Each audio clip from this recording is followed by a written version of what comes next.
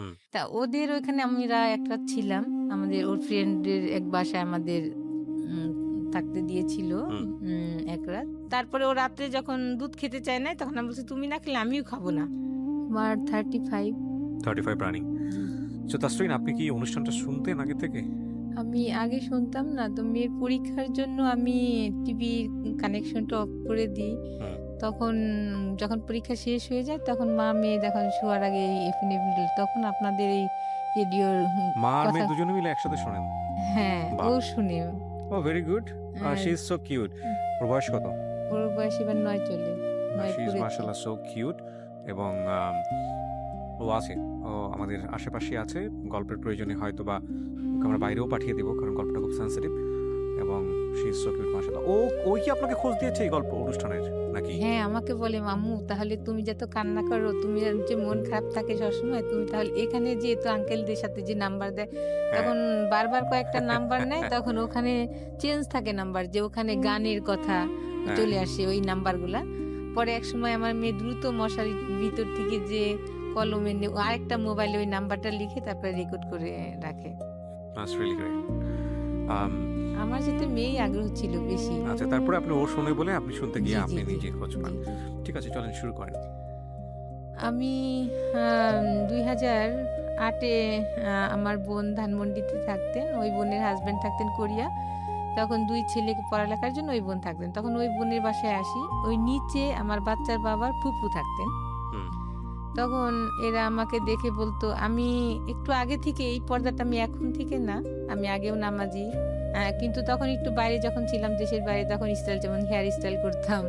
অনেক nail polish choice ছিল dress up এর সঙ্গে। আচ্ছা, তো আমি একটু পিছনে ফিরতে চাই। আমাদের জি, অনুষ্ঠানের নিয়ম অনুযায়ী খুব ছোট করে, যেহেতু আপনার গল্পটা মূলত সংসার কেন্দ্রিক গল্প। জি, জি। তার আগে আমি একটু জানতে চাই যে আপনার ফ্যামিলি সম্পর্কে, লাইক আপনার বাবা কি করতেন? আপনার আ কয় ভাই বোন ছিলেন? আমার বাবা রোডস অ্যান্ড হাইয়ের ১ম শ্রেণীর ঠিকাদার ছিলেন।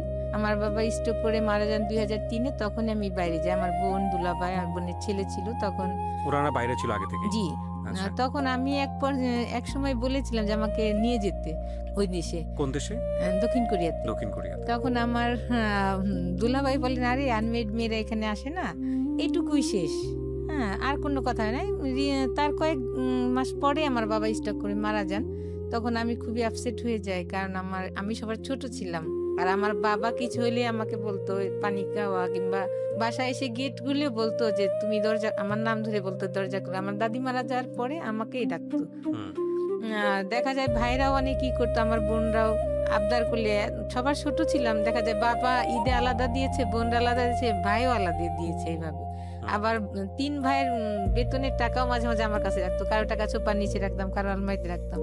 দেখা যায় কিন্তু আমি কখনোই আমার একটা অভ্যাস ছিল টাকা আমি নষ্ট করতাম না এখনো। না হলে এই ঢাকাতে আমি ধানমন্ডিতে টিকে থাকতে পারতাম না। যে বোন যেটা দিচ্ছে সেটা আমি আজকে ৭ বছর চলে এভাবে চলি। আমার বোনও বলে যে হুম। আসলে ও সংসার জীবনে অনেক যাই হোক, ঠিক আছে, বুঝতে পেরেছি আপনার পরিবার সম্পর্কে। কয় ভাই বোন আপনারা? আমরা ৩ ভাই ৬ বোন। ৩ ভাই ৬ বোন। তো আপনি যে গল্পে ছিলেন যে আপনার বোনের বাসায় বেড়াতে এসেছেন, এটা দেশের বাইরে থেকে মানে থেকে আসার পরে, বাংলাদেশে আসার হ্যাঁ, পরের দেশে ঘটনা। থাকা আসার পরে যাই হোক ওটার একটা আমার ফ্যামিলির সাথে আমার মায়ের সাথে একটু রাগ হয়েছিলাম। তারপরে যেই বোনটা আমাকে এখন যে সবকিছুই দেখে তার উপরে একটু রাগ হয়েছিলাম। তার জন্য ওই বোনের বাসায় আসছিলাম। আর তাদের সাথে আমি টোটালি কনট্যাক্ট করতাম না। তখন হুম। সময় কাটাতাম। শুধু আমার রুমে একটা টিভি আমি স্টেডিয়াম থেকে একটা টিভি কিনছিলাম ওই সময়। যে আমার সময় আসলে কাটে না ইবাদত করেও। আচ্ছা, আপনার পড়াশোনা বেশি দূর হয়নি। আমি বাইরে চলে গেলাম ইন্টার করে আর করা হয়নি। ইন্টারের পরে আপনি আর পড়াশোনা জি করতে না। পারেননি। ওকে। সো দেশে আসলেন। দেশে আসার পরের ঘটনা। হুম, দেশে আসার পর যাই হোক এইভাবে আমার তাও সময় কাটে না। তখন বিভিন্ন তালিমে যাই, নিচে যাই। তখন ওই নিচের ওই সময় ওরা ছিল ২ বোন। তো আমাদের বাসায় আসতো। আমাদের বাসায় কোনো ছেলে ছিল না। হুম, তখন বেশ ওদের সাথে মাঝে, মাঝে বাইরে যেয়ে খেতাম। আর আমার ব্যাগে তো পার্সে অনেক টাকা থাকতো। তখন মার্কেটে যেতাম, ওদেরকে বাইরে গেলে খাওয়াইতাম। ওরা বলতো, "আন্টি ঠিক আছে খাও।" আমিও খেতাম, মজা পেতাম। একা, একা ভালো লাগে না। ওদের সাথে নিয়ে যেতাম। তখন আমাদের বাসায় এসে ওদের গেস্ট আসলে আমাদের বাসায় থাকতো। তখন আমার ফোন নিয়ে বলতো, "আন্টি একটু ফোন দিই?" আমি বলছি, "আচ্ছা ঠিক আছে দাও।" এভাবে কোথায় ওরা দিত আমি এটা জানতাম না। হুম, কিন্তু ওরা কথা বলতো। পরে ওই নাম্বার থেকে আমাকে আবার কল আসতো। তখন আমি বলতাম যে, "আসলে আমি তো ফোন দিইনি। এই আপনাকে দিছে।" হুম। এইভাবে সে বিশ্বাস করতো না। এভাবে সে ১ দিন ২ দিন কথা বলতে, বলতে হুম, পরে আমার সাথে কথা হয়। পরে আমি তার সঙ্গে কোনোদিনও কথা বলিনি, মেসেজ পাঠাইতাম। হুম। তারপর ওই সময়টা মনে হয় টি-20 খেলা হচ্ছিল ক্রিকেটের। টি-20। টি-20 হচ্ছিল। আমি আবার আগে থেকে ছোট সময় থেকে ক্রিকেট খেলাটার ভক্ত। হুম, তখন দেখতাম আর ওনাকে মেসেজ তখন বলতাম যে, "ঠিক আছে আজকে যদি এই বাংলাদেশ জিতে তাহলে আপনার সঙ্গে আমি কথা বলব, মেসেজ হুম, পাঠাবো না।" তখন ওই টি-20 জিতার পরে ২০০৮ সালে তখন আমি তার সাথে ওইদিন থেকেই ১ম কথা বলি। হুম। তখন আমাকে বলে যে, "আপনি নাম্বার" আমি বলি কি, "আসলে এমুক নামে কি আপনি কে চিনেন?" বলে, "হ্যাঁ, আমার মামাতো বোন হয়।" আমি বলি, "হ্যাঁ, ওরাই ফোন করতো। কিন্তু আমি কখনো আপনাকে ফোন করিনি এই নাম্বার থেকে। আমার নাম্বার নিয়ে ওরা কথা বলতো।" এইভাবে তার সাথে পরিচয় হইলে সে তখন কি করতো আপনার ওই যে ২০০৮ সালে ভোটের কাজগুলা যে হইতো, বিভিন্ন জায়গায় থাকতো তখন অনেক কথা হতো। তখন বলতো যে, "আমি তো আজকে কথা বলতে পারবো না। আমার এখানে রিচার্জের ইয়ে নাই।" তখন আমি নিচে যেয়ে ওকে কখনো ৳১০০ নিচে রিচার্জ দিতাম না। তখন ও বলতো কি আমি ফোন দিতাম না। যখনই রিচার্জ দিতাম তখন আমি আর ফোন দিতাম না। দেখি যে ওকে দেননি। আমি তো ব্যাক রিচার্জ করে কিনা, করেছি। হ্যাঁ, জি। হ্যাঁ। তখন দেখতাম ফোন যে বলল, "কে যেন আমার মোবাইলে টাকা পাঠাইছে?"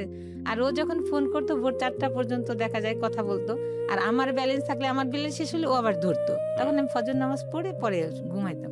পরে একদিন আরেকদিন বলতো, "আমি আজকে কথা বলতে পারব না। কারণ আজকে আমার একটা রিচার্জ নাই, এখানে নাই।" তখন আমি আবার ওইদিন ধরা পড়ে গেছি যে হ্যাঁ, আমিই টাকা দিচ্ছি তাকে। এইভাবে মানে একটা বিষয়ে ক্লিয়ার ছিল যে আপনাদের দুজনেরই ভালো লাগা তৈরি হচ্ছিল জি, সেই সময়। জি। ১৪ দিনের কথা হয়েছে, আমাদের দেখা হয় হুম, নাই। হুম, ফ্যামিলি থেকে আমার মা বোনরা একটা ছেলে ঠিক করে আমার সিটিতে। ছেলেটা আমাকে আমার বোনের বাসায় দেখতে আসে। পরে আমার বোন জিজ্ঞেস করে যে, "তোর কেমন লাগছে?" আমি কই, "জি ভালো।" তখন এক পর্যায়ে ছেলেও পছন্দ করে। কিন্তু ছেলে বলে আমাকে ৬ মাস পরে তুলে নিবে, এখন বিয়ে হবে। তখন আমার বোন, জামাই বোন রা এক পর্যায়ে যায় আমার সিটিতে। আমার চাচা, আমার বাবা যেহেতু বাচ্চা ছিলেন, আমার চাচা গার্জিয়ান ছিলেন আর আমার মা। সবাই তারা যেয়ে ওই বাসায় যেয়ে বলে যে, "না আমরা দিব কিন্তু বাট উঠায় আনার পরে ৬ মাস রাখেন। তাতে সমস্যা নাই। কিন্তু যেদিন বিয়ে হবে সেদিন মেয়ে নিয়ে আসতে হবে। আপনাদের বাড়িতে নিতে হবে।" এটা কে বলে? আমার ফ্যামিলি থেকে। আচ্ছা। তখন এক পর্যায়ে ওটা আমি জানতাম না ওই দিন, এই দিন যেদিন আমার ফ্যামিলি থেকে ছেলের বাসায় গেছে, ও তার আগের দিন আমি ওকে ফোন দিছি যে, "আমার মনে হয় এক জায়গায় বিয়ে হওয়ার কথা।" হুম, বলল যে, "তোমার যাওয়ার দরকার নাই। আমি একটু কালকে ভিতরে আমি ঢাকা আসতেছি। ঠিক আছে তুমি যেও না।" হুম। তখন আমার বোনদের বললাম যে, "আমি যেয়ে কি করব? এখনই তো সবকিছু না। আপনারা তো কথা বলবেন। আমি তো আর যাবো না এই বাসায়। আমি থেকে যাই।" তো বলল, "আচ্ছা ঠিক আছে।" তখন আমার বোনের ছেলে-মেয়ে আর আমি বাসায় রইলাম। পরের দিন ও আসলো। তখন আমি আবার ঐদিন একটু পার্লারে দেশে এখন আমার বোনের ছেলেটা এখন কানাডা পড়ে। তখন ও ছোট ছিল বলত যে, "আন্নু তুমি কোথায় যাচ্ছ?" তখন আমি বললাম যে, "এই ডেটিং এ যাচ্ছি।" কিন্তু ও বিশ্বাস করে না। কারণ আমি আসলে এই টাইপের ছিলাম না। আসলে সত্যিই ওইদিন আমি ডেটিং এ যাচ্ছিলাম। মানে ওর সঙ্গে আপনি দেখা করতে হ্যাঁ, চাচ্ছিলেন।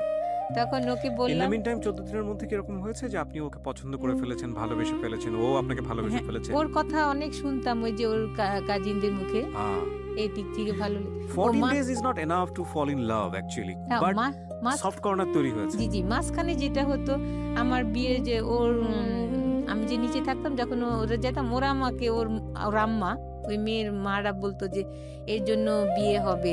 আমার বা যে আমার যার সাথে বিয়ে নেক্সট ডে হলো হুম। তার যে চাচা তাকে বলতো যে উনার জন্য একটা ছেলে দেখো। তাও উনি আমার বলতো যে যার মুখই দেখলাম না তাকে বিয়ে কিভাবে ঠিক যাই করব? হোক যাই হোক কথোপকথন হচ্ছিল আরকি। হ্যাঁ, তখন ও আসে। আসার পরে আমি তো তখন আমার ৳১০,০০০ র একটা ঈদে নিছিলাম ওই সময় ৳১০,০০০ র একটা 3 পিস। অনেক কাজ করা। বাইরের ড্রেসটা ছিল। যাক ওটা পরে গেছি। তারপরে অনেক সাজছিও। পার্লারে যেয়ে তারপরে এখন ও গুড়ি, গুড়ি বৃষ্টি হচ্ছিল। তা আমি রিক্সায় বসা। তার আগে কথাটা ওকে বলতাম যে, আ আপনার যে আমাকে আমি তো সুন্দর না, আমাকে যে পছন্দ হবে কিভাবে বুঝবো? তখন বলবে, "তোমাকে যে আমি পছন্দ করলে ঠিক আছে তোমাকে আমি কিস দিব একটা।" হ্যাঁ, কিন্তু আমি একটু বিশ্বাস করি নাই। হুম। জাস্ট যাই হোক, তখন আমি ওকে ফোন দিই, তখন দেখি যে একটা ছেলে ফোন উঠায়। তখন আমি বুঝি এই হবে। অনেক লম্বা ও ৫ ফিট ১০। তখন ও ফোনটা উঠায়। তখন আমি বলি, "আমি এই রিক্সায় আছি পিছন থেকে।" তখন ও আসে রিক্সায় বসেই ১ম একে আমাকে কিস দেয়। তখন আমি মানে কি কথা বলবো না কি করব আসলেই হারাই ফেলি তখনকার ইয়েগুলা। ওকে। তখন আমি রিক্শাওয়ালাকে বলি কি যে, "মামা আমি কোথায় যাবো?" ওই সময় আসলে কোনো মাথায় আসছিল না। তখন হুম। আমি বলি, "মামা আপনি ধানমন্ডি পার্কে যান।" ঘুরি, ঘুরি বৃষ্টি হচ্ছে ওটা মাথায় খেয়াল করি নাই। তারপরে গেলাম। ওখানেই জাস্ট ১ ঘন্টা কথা হয়েছে। তখন এই কথাগুলা বললাম, শেয়ার করলাম। তখন ও বলল, "ঠিক আছে কোনো সমস্যা নাই। আমি বিয়ে করব তোমাকে। আমার দেশে যেতে হবে না। ওই ছেলেকে বিয়ে করতে হবে না।" তখন আমি কি বললাম করতো যে ছেলেটা তখন? জানতাম যে ও তো ইঞ্জিনিয়ার, কিন্তু ওই কাজটা তখন ও করে, ভোটার আইডি কার্ডে ভোটার আইডি কার্ডের কাজটা হ্যাঁ করে। কাজ আচ্ছা। করে। হুম। তারপরে কি হলো, বললাম তখন বললো কি চলো একটু মার্কেটিং। তখন তো আমার কাছে আসলে অত টাকা ছিল না, তখন আমি ওর জন্য একটা মেরুন পাঞ্জাবি দিয়ে কাজ করা পাকিস্তানি। 14 দিনের মধ্যে এত দূর চলে গেলেন আপনারা? ওই যে আমার বিয়ে ঠিক হয়েছে দেখে ও আসছে ঢাকাতে, বাট ঠিক আছে, বাট বিয়ে ওরা আমি ঠিক দেখি নাই না, আপনাকে তো দেখতে আসতেছে, বিয়ে তো ঠিক হয়নি তখন। না, ওই জন্য ও যখন কথা হলো তখনই বললো যে না তোমার ওখানে যেতে হবে না, আমি তোমাকে বিয়ে করবো। তারপরে আমি বললাম যে আপনি যে বিয়ে করবেন ঠিক আছে, আপনি তো আত্মীয় আছে তাহলে এখানে, তাদেরকে বললেন না তাদেরকে বলা যাবে না। আমি কই আপনার বাবা মা, না কয় কি না তাও বলা যাবে না। মানে আপনি ওকে ভালোবেসে ফেলেছেন, টু বি অনেস্ট। হ্যাঁ আসলে 14 দিন কথা হয়েছে, যাই হোক। এইগুলো কিন্তু পয়েন্ট, হ্যাঁ এগুলো খুব পয়েন্ট, এবং এগুলো আমাদের জীবনে প্রতিনিয়তই ঘটে। 14 দিন হয়েছে ওনার ক্ষেত্রে, কারো কারো ক্ষেত্রে 1 ঘন্টা হয়ে যায়। হুম। দিস আনবিলিভেবল আর থিং। ওই দিনে আমি ওকে প্রথম দেখি, তারপরের দিনে আমার আর কি বিয়ে হয়। তখন আমরা নিউ মার্কেট যাই, নিউ মার্কেটে যে আমার সাইজ চুজ করে ওর ড্রেসগুলো আগে কিনে দিই ওকে, আর আমার শাড়ি। পুরা টাকাটা হয় না, আমাদের যে টাকা ছিল শপিংটা হয় না করা। পরে আমি কিছু টাকা করে রেখে আসি, বলি আপনাকে এইভাবে আমি পাঠাই দেবো, দিয়ে যাবো এখন। পরে এসে আমার শাড়িটারিও কেনার পর আমার ব্লাউজ বানাই দিতে দেই। আর আমরা বাইরে তখন খেলাম, দুজনে খেয়ে আমাকে আমার বাসার কাছেই নামাই দিয়ে চলে গেল। আপনারা দুজন সম্পর্কে জানতেন? ওই যে ফোনে যত কথা হয়েছে। মানে কি জানতেন, ওর পরিবার সম্পর্কে ডিটেইল জানতেন? হ্যাঁ জানতাম, কেন ওর কাজিনরাই সবসময় বলতো। আচ্ছা, এক আমাকে আগে আপনার নিয়ে পরিবার যেতে। সম্পর্কেও জানতো? না তেমন জানতো না আমার পরিবারের সঙ্গে। তো শুধু 14 দিনের দিন দেখা, প্রথম দেখাতেই এরকম একটা আমি ঘটনা, আসলে কিছু বলিনি, কিন্তু কারণ কি তাকে চিনি না, তার কাছে আমার ফ্যামিলি এবং এত কথা পরের বলে দিন না। আপনারা বিয়ে করার প্ল্যান করছেন। তো বিয়েটা তো আসলে পারিবারিক বন্ধন, হ্যাঁ কিন্তু পরিবারকে। বলেছিলাম আমি, হ্যাঁ। কিন্তু ও তখন একটা বলে যে না যদি বিয়ে না হয়, তুমি যদি অন্য কোথাও বিয়ে করো তাহলে আমার কি হবে জানি না। তখন আমি ভাবলাম যে, আর আমি তখন ওই যে যখন ধান পার্কে গেলাম ওকে আসলে মুখও দেখতে পারিনি, শুধু পায়ের দিকে তাকালাম। আসলে আমার পাটা অনেক সুন্দর না, আমার হাত সুন্দর কিন্তু, বাট ওর পাটা অনেক সুন্দর ছিল, আমি তখন পায়ের দিকে তাকায় মানে থাকতাম। পা দেখে আরো না আমি ওই নিচেই তাকায় আছি তো পাই দেখতেছি শুধু, তার Okay. মুখের দিকে লজ্জা পাচ্ছি তাকাইতে, তখন শুধু পাই দেখতেছি। তাই বলছি যে পাটা যখন সুন্দর নিশ্চয়ই লোকটাও সুন্দর হবে, হুম, এমন। তখন যখন ও অন্যদিকে তাকাচ্ছে হয়তো বা তখন আর চোখে একটু দেখি, কিন্তু আমি এতই লজ্জা বোধ ছিল, কিন্তু তখন আমি অনেক ম্যাচিউর মেয়ে, কিন্তু আমি লজ্জা পাচ্ছিলাম ওর দিকে তাকাইতে। হুম, ফোনে কথা হওয়া আর দেখা অনেকটা একটু থাকে, হুম। ব্যতিক্রম থাকে। তখন যখন ফেস টু ফেস কথা কই তখন লজ্জা ছিল, কিন্তু ওকে আমি অনেক টাইম ওর মুখের দিকে তাকাইতে পারিনি। যাই হোক এক পর্যায়ে তখন ও মার্কেটে নিয়ে যায় এগুলা কিনা হয়, তখন আমি ওর ওই কাজিনের মায়ের কাছ থেকে আমি টাকাগুলো নিই। তখন আমার ব্যাংকে যাওয়ার ছিল না, পরে ওখান থেকে 6,000 টাকা নিয়ে আমি আরো মার্কেটের ওখানে দোকানটা দিয়ে যাই হোক আসি। আপনারা নিজেরা শপিং করেছেন। হুম, পরে ও আমাকে রেখে গাজীপুর এক ফ্রেন্ডের বাসায় যায়, আমি কালকে তুমি রেডি হয়ে থাকো আমি তোমাকে নিতে আসবো। অনেক বৃষ্টি থাকে, এত বৃষ্টি, আমাকে ছিনজি করে নিতে আসে। ওই দিন আমি একটু সাজি যে আজকে যখন আমার একটা দিন, তখন সে যে ওর ওই ফুপুকে আমি সালাম করতে যাই, আমি বলি কি দোয়া করেন, বলে হ্যাঁ আপনার মনে আসা পূর্ণ হোক। হ্যাঁ, কিন্তু সে জানছে না যে তারই আসলে ভাইয়ের ছেলে। হুম, যাই হোক পরে ওখানে অনেক ওরা অ্যারেঞ্জমেন্ট করে, গাজীপুর সালতা আমার বিয়ে হয়। বিয়ে হলে কে কে ছিল এই বিয়েতে? বিয়ে ছিল ওর ফ্রেন্ডরাই ছিল, আমার কেউ ছিল না আমার পক্ষে। তখন এক পর্যায়ে কাবিনের টাকা বেশি লিখেছে, 4 লাখ টাকা কাবিন হয় দেখে। একটা বিষয় খুবই খেয়াল করার মতো, সেটা হচ্ছে ঘটনার যদি একদম 2 লাইনে সাম আপ করি, উনি যাকে বিয়ে করলেন ওনাদের নিচ তলার ভাড়াটিয়া, যার সঙ্গে ওনার একটা সম্পর্ক ছিল, এই অর্থে 2 বোনের সঙ্গে উনি বাইরে মাঝে মাঝে আউটিং করতেন। তারা ওনার ফোন ব্যবহার করে যে ভদ্রলোককে উনি বিয়ে করলেন তাকে ফোন দিত। তো এইভাবে আসলে ওনার সঙ্গে কথোপকথন একটা পর্যায়ে, এবং 14 দিন কথোপকথন যেটা হয়েছে যে উনি অনেক বেশি লোনলি ছিল। ইতিমধ্যে উনি বাড়ি থেকে রাগ করে ওনার বোনের বাসায় আছেন, ওই সময়টাতে উনি টাইম পাস করছেন, বিভিন্ন রকমের কথাবার্তা বলতো ওই ভদ্রলোকের সঙ্গে। ইন দ্য মিন টাইম ওনার বাড়ি থেকে বিয়ে ঠিক করা হয়, সেটা ওই ভদ্রলোক জানতে পারে। জানার পরে ওনার সাথে ফার্স্ট দেখা, ইমোশনালি ওনারা একটা সিদ্ধান্ত নিয়ে ফেলেছেন, দে উইল ম্যারি। এবং যেখানে মেয়ে পক্ষের কোনো গার্জিয়ানই উপস্থিত নেই, ছেলে পক্ষের কয়েকটা ফ্রেন্ড আছে। এই বিষয়গুলো খুব খেয়াল করার মতো। আপনারা হয়তো গেস করছেন যে এরপরে কি হবে না হবে, বাট এগুলো আমাদের প্রাত্যহিক জীবনে হয়। হওয়ার পরে আসলে কি হয় সেটাও খুবই লেসন আছে আজকের এই স্টোরিতে। হ্যাঁ বলেন তারপর। তারপর ওখানে নিয়ে যে বিয়ে হয় তখন ও ওই কাবিনের টাকা করতে যে টাকা থাকে না, তখন আমার গলায় চেন ছিল, চেনটা রেখে আমি ওখান থেকে কিছু লোন করি, যে টাকা আমি পাঠিয়ে দিলে চেনটা নিয়ে যেতে। তারপরে এভাবে বিয়ে করে আমরা দুজনে একসঙ্গে আসি। আসার পরে ওই দিন আমার বোন ছিল না, ওই যে আমার ছেলে পক্ষ দেখার জন্য যে সবাই গেছে দেশে, ওই দিন বাসা ফাঁকা। তখন আমি বলি কি থাক কোথাও যাওয়া থাকে না, আমাদের বাসায় যে উঠি। তা ওদের ওইখানে আমরা এক রাত ছিলাম, আমাদের ওর ফ্রেন্ডের এক বাসায় আমাদের থাকতে দিয়েছিল এক রাত। ওরা অনেক ফুল টুল দিয়ে ওখানে অনেক কিছু ওরা সাজায়, আমাদের অনেক বাসর রাত আপনাদের। জি বাসর রাত ওরা ওখানেই করে, আর আমাকেও হুম। বরণ টরণ করা যেটা এটাও ওরা করে এগুলা। হুম। তারপরে ফিতা দিয়ে আমাকে ফুল দিয়ে গেট রুমে ঢুকায়। তারপরে পরের দিন আমরা চলে আসি। আমি বলি তাহলে আমার বোন তো নাই বাসায়, আমাদের বাসায় উঠি। আমরা অনেক রাত্রে আসি। তারপরে ধানমন্ডির এসে 87 বসে আমরা ফুচকা খেয়ে বাসায় ঢুকি। খাবার খেয়েছিলাম কিনা জানি না। তখন বাসায় এসে থাকি। বাসায় আবার আরেকটা মা মেয়ে থাকতেন ওই বাসাতেই, বড় বাসা ছিল, আরেকটা রুমে ওনারা থাকতেন। তখন আমি উঠলে পরে ওনারা আবার আমাদেরকে শরবত মিষ্টি না ওই সময় একটা শরবতই আমাকে খাওয়াইছিল মনে আছে। তারপরে আমি ওই কয়েকদিন রান্না করিনি, ওনারাই রান্না করে দিত। আমি ওনারা টাকা বলতে কি ওনারা আপনার হাজবেন্ডের আত্মীয় ছিল?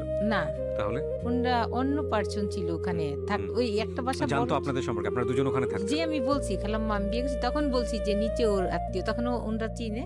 যা কয়েকদিন থাকার পরে তখন ওই মহিলা মাঝখানে জানি না তার ছেলে ম্যারিড ছিল, কিন্তু আমাকে খুব ডিস্টার্ব করতো। আমার বোনকে আমি বলেছি অনেকবার, ওই যে মুরব্বী কি মা ছেলে মাটা।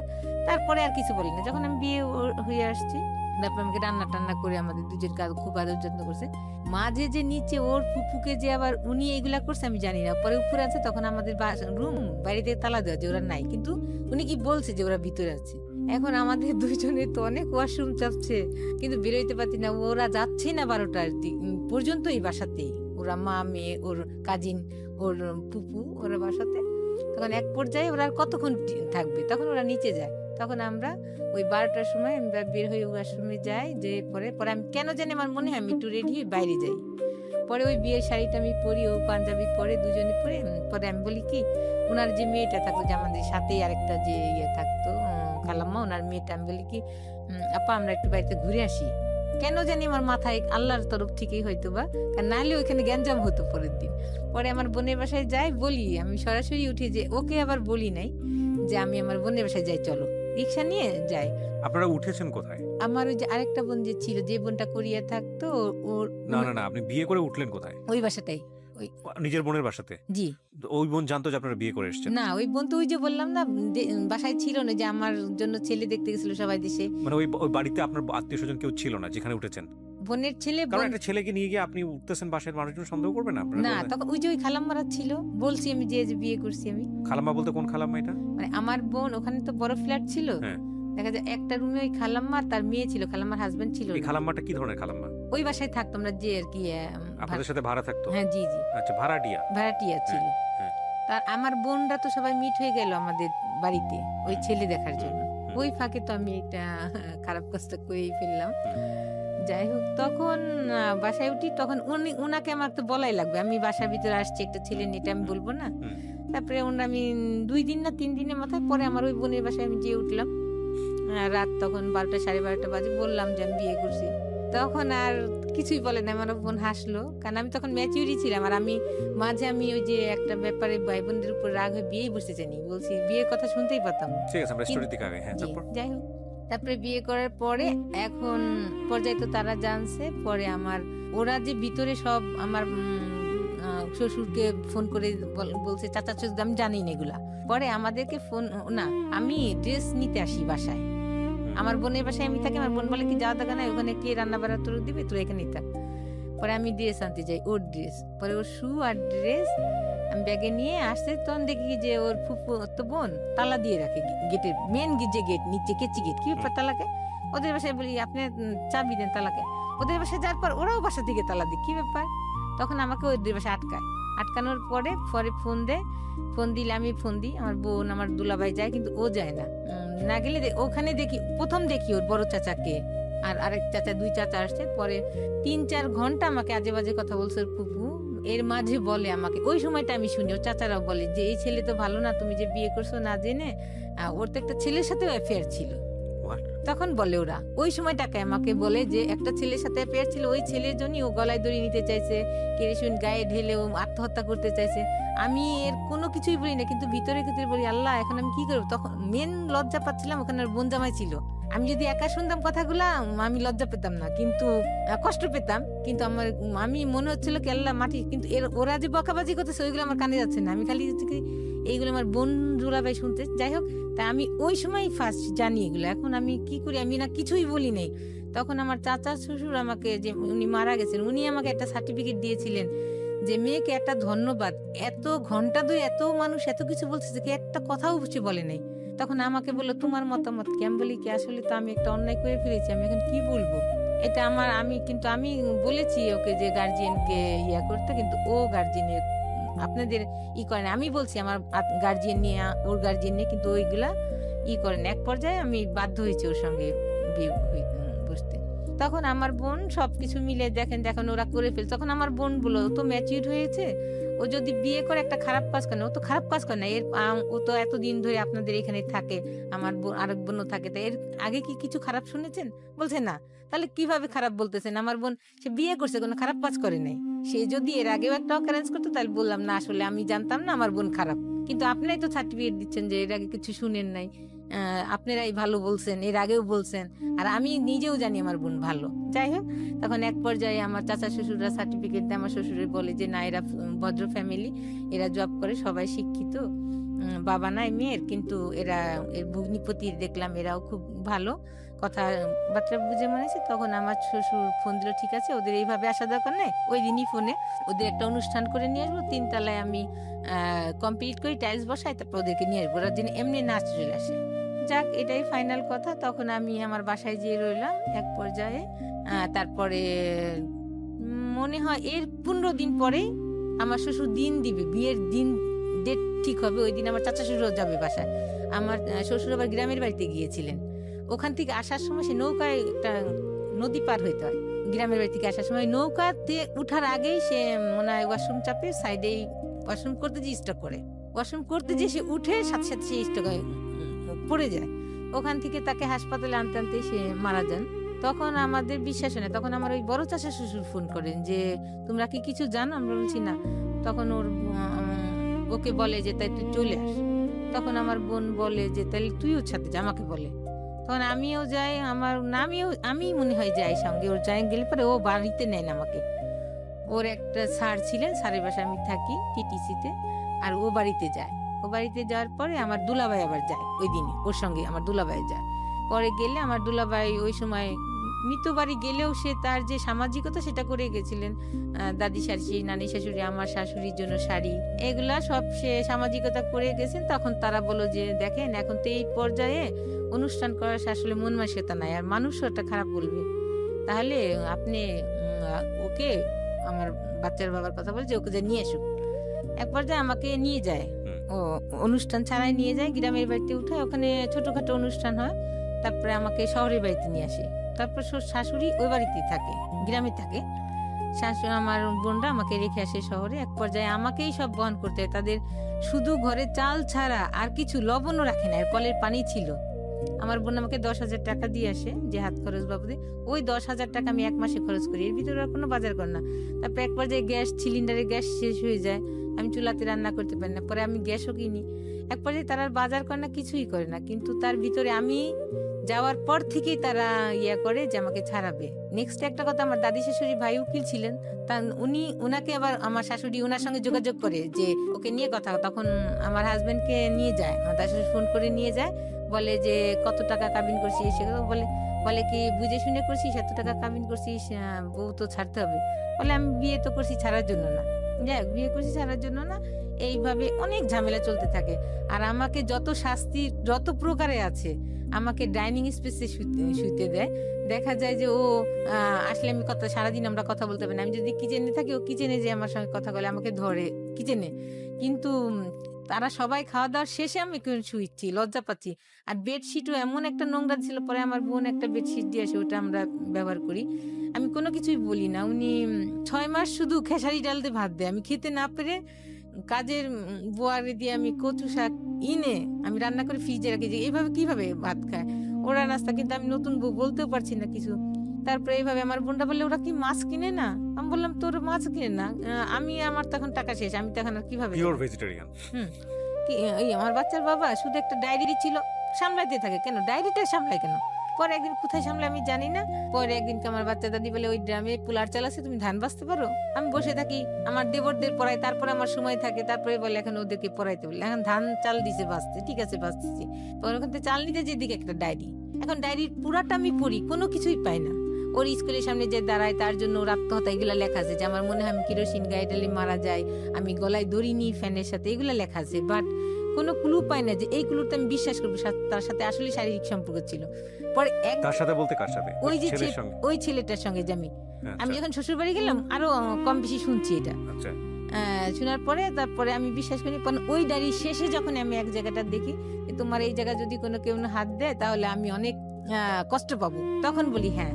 সে যখন এই তার আগে আমি ডায়েরি পুরাটা পড়ছি, কোনো কুলু না পেয়ে ওই কথাটা যখন, তখন আমার আর কিছু লাগে নাই যে হ্যাঁ তার সাথে ছিল কিছু একটা। মানে এটা দুজনেই ছেলে সম্পর্কই ছিল। হ্যাঁ কিছু একটা ছিল, সবাই বলছে, ওর মা সবাই জানে, ফ্যামিলি জানে, কারণ একই রুমে থাকতো দীর্ঘদিন। See, this is the very important thing. আমি কেন বারবার বলি এই গল্পটা কমন, মানে এই গল্পের প্রেক্ষাপটে আমি যে কথাগুলো বলবো সেগুলো কমন, খুবই কমন। বারবার বলি, প্রতিবার বলি, বিয়ে একটা পারিবারিক বন্ধন। বিয়েটা কখনোই ভেরি শর্ট টাইমে, ইট ইজ নট ফ্যান্টাসি বস, এগুলো ফ্যান্টাসি না, বিয়ে জিনিসটা ফ্যান্টাসি না। বিয়েটা দুটো মানুষের মধ্যে হয় না, দুটো পরিবারের মধ্যে হয়, অ্যাকচুয়ালি তাই।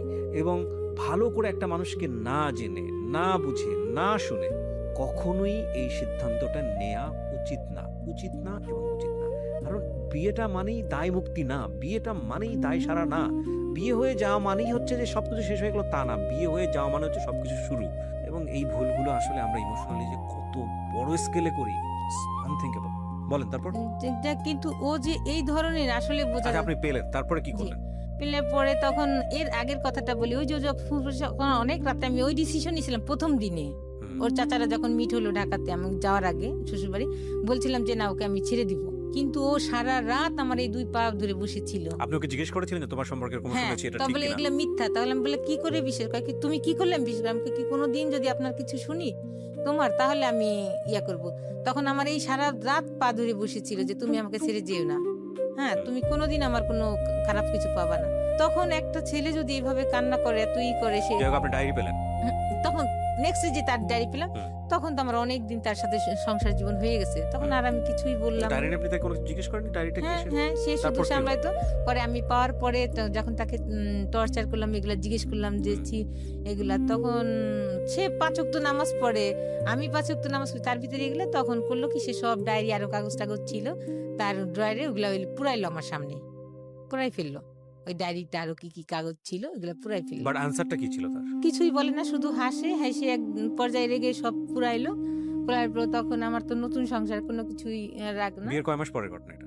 বিয়ের 2 মাস 3 মাস 2 মাস পরে। 3 মাস পরে। হ্যাঁ মানে আপনি তখন শিওর হয়ে গেলেন যে না এরকম একটা সম্পর্ক ছিল। ছিল, আর এলাকারও বলছে আমাকে এগুলা। যাই হোক, বলার পরে আমি তো সংসার করছি, এক পর্যায়ে আমার ছেলেটাকে এটা আপনি আইডেন্টিফাই করতে পেরেছিলেন জি ওই সময়? জি ওদের পাশের বাসায় ছিল। তো রাতে ওদের কোনো বোন ছিল না, ওরা 4টা ভাই ছিল, ওদের 2 ফ্ল্যাট নিয়ে থাকতো, ফাঁকাই থাকতো রুমগুলা, ওর সঙ্গে রাত্রে থাকতো এসে, অথবা বন্ধুর মতন খুব ক্লোজ ছিল হুম। এই পর্যায়ে। তখন যাই হোক এগুলো সব এগুলো আপনি ওর মুখ থেকে শুনেননি? না, ও আমাকে আশেপাশের লোকজন কিছুই বলে বলেছে? না। হ্যাঁ হুম। ওর আত্মীয় স্বজন বলেছে।